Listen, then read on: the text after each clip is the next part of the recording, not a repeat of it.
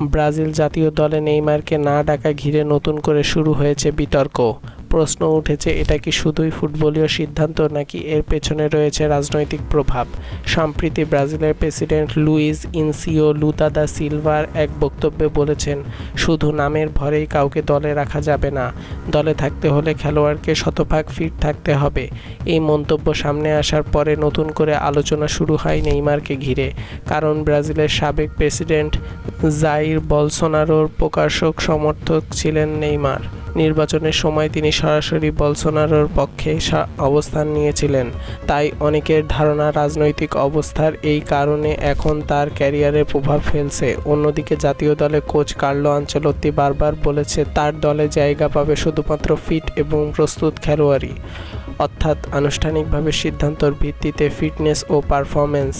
তাহলে প্রশ্ন রয়ে যায়, নেইমার বাদ দেওয়ার পেছনে আসলে কি রাজনীতি নাকি কেবল ফুটবলীয় যুক্তি? চূড়ান্ত সিদ্ধান্ত অবশ্যই কোচের, তবে নেইমার যদি ফিট থেকেও দলে জায়গা না পায় তাহলে বিতর্ক আরও গভীর হবে। এটাই এখন দেখার বিষয়।